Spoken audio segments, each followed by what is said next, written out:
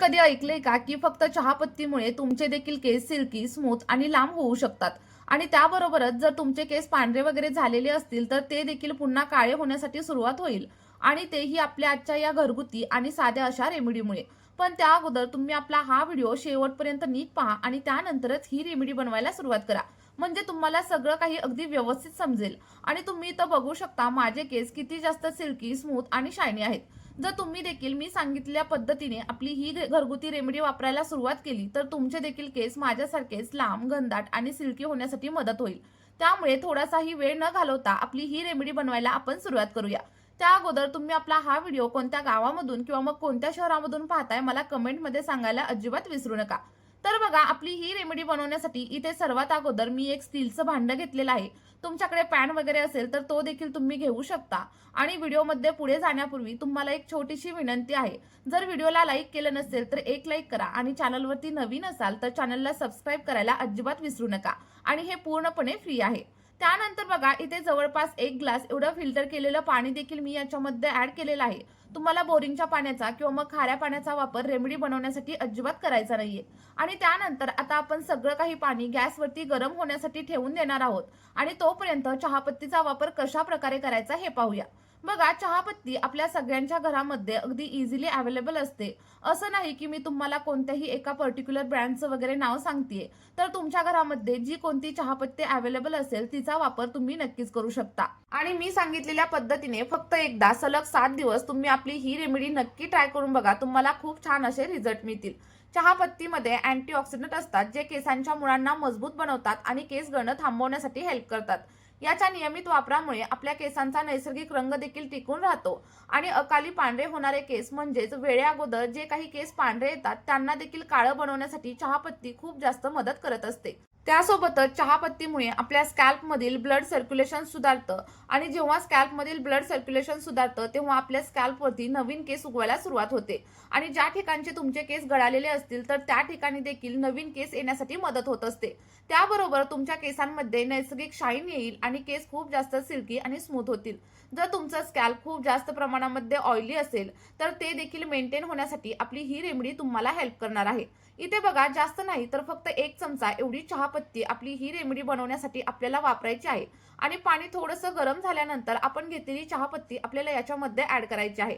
बघा, जर तुम्ही आपली ही रेमेडी पहिल्याच वेळेस ट्राय करत असाल तर तुम्हाला साधारणतः 1.5 चमचा एवढा चहापत्तीचा वापर करायचा आहे. पण मी ही रेमेडी नेहमी वापरत असते आणि त्यामुळे मी फक्त 1 चमचा एवढ्या चहापत्तीचा वापर केलेला आहे. चहापत्ती ऍड केल्याच्या नंतर एखाद्या चमच्याच्या साह्याने आपल्याला सगळं काही मिश्रण व्यवस्थित हलवून घ्यायचं आहे आणि त्यानंतर इथं तुम्ही बघू शकता की लगेच चहापत्तीचा जो काही कलर आहे तो पाण्यामध्ये मिक्स होण्यासाठी सुरुवात देखील झालेली आहे. आता जोपर्यंत चहापत्तीचं पाणी व्यवस्थित उकळत आहे आणि त्यानंतर आपल्याला याच्यामध्ये आणखी एक महत्त्वाचा असा घटक ऍड करायचा आहे आणि तो म्हणजे मेथीदाणा.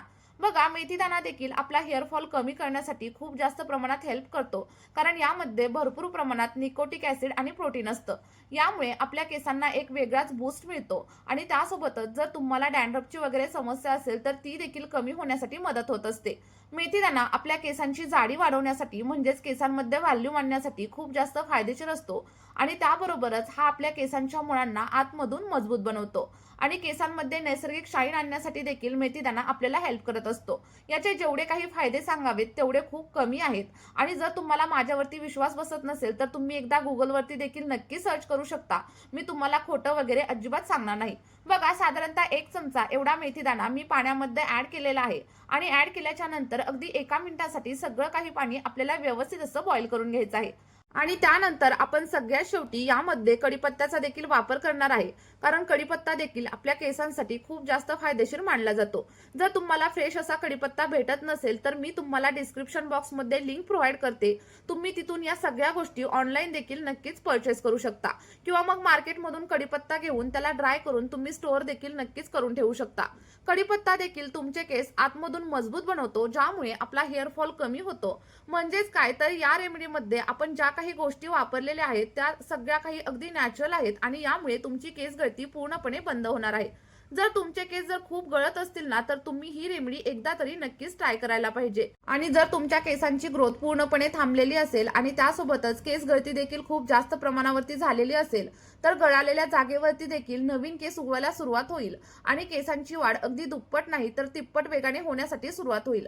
आणि सोबतच जर डॅन्ड्रफची वगैरे समस्या तुम्हाला जाणवत असेल, तर ती देखील हळूहळू पूर्णपणे कमी होण्यासाठी हेल्प होणार आहे. जर तुम्ही नियमितपणे माझ्या सांगितलेल्या पद्धतीने आपल्या या रेमेडीचा वापर केला, तर तुमचे केस अगदी जाड, लांब, सिल्की आणि स्मूथ होण्यासाठी देखील मदत होणार आहे. आणि त्यासोबतच ही रेमेडी तुमच्या केसांमध्ये एक व्हॉल्यूम देखील आणणार आहे. तुम्ही इथं पाहू शकता, जसं जसं आपलं पाणी उकळायला सुरुवात झालेली आहे ना, तेव्हा तुम्हाला गॅसची फ्लेम अगदी मीडियम टू लो करायची आहे. हाय फ्लेमवरती आपल्याला हे अजिबात उकळायचं वगैरे नाहीये. नाहीतर काय होईल, हे पटकन उकळेल आणि आपल्याला हवे तसे फायदे अजिबात मिळणार नाहीत. त्यामुळे अगदी लो फ्लेमवरती किंवा मग मीडियम फ्लेमवरती आपल्याला सगळं काही मिश्रण व्यवस्थित असं शिजवून घ्यायचं आहे. कारण जेव्हा आपण मीडियम किंवा लो फ्लेमवरती हे मिश्रण शिजवून घेतो, तेव्हा ते अगदी इफेक्टिव्हरित्या रेडी होतं. कारण बघा, यामुळे काय होतं, मेथी दाण्यामधील जे काही न्यूट्रिएंट्स असतात ते हळूहळू आपल्या पाण्यामध्ये उतरतात आणि त्याबरोबरच कढीपत्त्यामधील एन्झाईम्स देखील याच्यामध्ये उतरण्यासाठी मदत होत असते. आणि तुम्ही इथं बघू शकता, चहापत्तीचा कलर देखील हळूहळू डार्क होत आहे.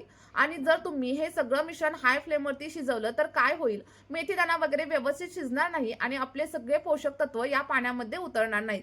अगदी 5 ते 10 मिनिटांनंतर तुम्ही इथं बघू शकता, मेथीदाणा देखील व्यवस्थित फुगलेला आहे आणि आपलं सिरम अगदी रेडी झालेलं आहे.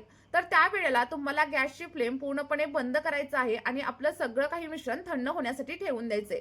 लक्षात ठेवा, गरम असताना कोणतीही गोष्ट केसांवरती अजिबात अप्लाय करू नका. ती पूर्णपणे थंड करा आणि त्यानंतरच केसांवरती अप्लाय करा. मी हे सिरम थोडंसं गरम असतानाच गाळून घेतलंय, पण जेव्हा पण मी हे केसांवरती अप्लाय करणार तेव्हा पूर्णपणे थंड करणार आणि त्यानंतरच केसांवरती अप्लाय करणार. आता तुम्ही इथं बघू शकता, आपलं जे काही सिरम आहे ते इथं रेडी झालेलं आहे. आणि तुम्ही इथं पाहू शकता, आपल्या सिरमला किती छान असा कलर आलेला आहे. आणि हाच कलर आपल्या केसांमध्ये शाईन आणण्यासाठी आणि सोबतच केस अगदी सिल्की आणि सॉफ्ट बनवण्यासाठी मदत करणार आहे. सोबतच आपल्या केसांवरती नैसर्गिक चमक देखील येईल. आणि जर तुमचा विश्वास बसत नसेल, तर तुम्ही एकदा नक्की सर्च करून बघू शकता. मी तुम्हाला कोणत्याही खोट्या वगैरे रेमेडीज अजिबात सांगणार नाही, तर आपल्या रेमेडी खरोखरच केसांवरती काम करतात आणि याचा तुम्हाला 100% रिझल्ट देखील मिळणार आहे. आता तुम्हाला एक प्रश्न पडला असेल की हे सिरम आपण किती दिवस स्टोअर करू शकतो, तर फक्त 2 दिवसांसाठी तुम्ही याला स्टोअर करू शकता आणि तेही फ्रीजमध्ये. जर तुम्ही बाहेर वगैरे ठेवलं तर यामधून वास यायला सुरुवात होईल. आणि आता मी तुम्हाला हे सिरम माझ्या केसांवरती देखील अप्लाय करून दाखवणार आहे. तर बघा, अप्लाय करण्याच्या अगोदर हे सगळं काही सिरम आपल्याला एका स्प्रे बॉटलमध्ये भरायचं आहे आणि त्यानंतरच केसांवरती अप्लाय करायचं आहे. यामुळे काय होतं, सिरम अप्लाय करायला जास्त टाइम देखील लागत नाही. अगदी 5 मिनिटांमध्ये हे अप्लाय करून होतं. आणि जर का तुमच्याकडे स्प्रे बॉटल अवेलेबल नसेल, तर तुम्ही एखाद्या कॉटनच्या साह्याने देखील सगळं काही सिरम तुमच्या केसांच्या लेंथवरती आणि केसांच्या मुळांवरती अप्लाय करू शकता. अप्लाय केल्याच्या नंतर पुढे काय करायचं हे देखील मी तुम्हाला व्हिडिओमध्ये सांगणार आहे. बघा, अप्लाय करताना सगळ्यात पहिल्यांदा काय करायचं, आपले जे काही केस आहेत ते व्यवस्थित असे डिटँगल करून घ्यायचे. आणि त्यानंतर मी सांगितलेल्या पद्धतीने तुम्हाला केसांचे पार्टिशन करायचे आहेत. आणि पार्टिशन केल्याच्या नंतर आपलं सगळं काही सिरम केसांमध्ये व्यवस्थित असं लावून घ्यायचं आहे. बघा, लावल्याच्या नंतर अगदी 5 ते 6 मिनिटं हलक्या हाताने तुम्हाला स्कॅल्पमध्ये मसाज करायचा आहे. तुम्ही जेवढ्या चांगल्या प्रकारे अप्लाय कराल, तेवढा छान असा रिझल्ट तुम्हाला भेटणार आहे. आठवड्यातून फक्त 2 ते 3 वेळा हे सिरम तुम्हाला केसांवरती अप्लाय करायचं आहे. आणि त्यानंतर तुम्ही हेअर वॉश देखील नक्कीच करू शकता. आणि बघा, शॅम्पू करण्याच्या फक्त 1 तास अगोदर हे सिरम तुम्हाला स्कॅल्पवरती अप्लाय करायचं आहे आणि त्यानंतर अगदी माइल्ड शॅम्पूने हेअर वॉश करायचं आहे. आणि हेअर वॉश करताना तुम्ही शॅम्पू स्कॅल्पवरती डायरेक्टली अप्लाय करू नका, तर थोड्याशा पाण्यामध्ये डायल्यूट करा आणि त्यानंतरच केसांवरती अप्लाय करा. चला तर मग, मी सांगितलेल्या पद्धतीने हे सिरम फक्त 2 ते 3 महिने तुम्ही ट्राय करून बघा. तुमच्या केसांशी संबंधित ज्या काही समस्या असतील त्या सगळ्या काही हळूहळू कमी होतील. या व्हिडिओमध्ये इथेच थांबूया. बाय.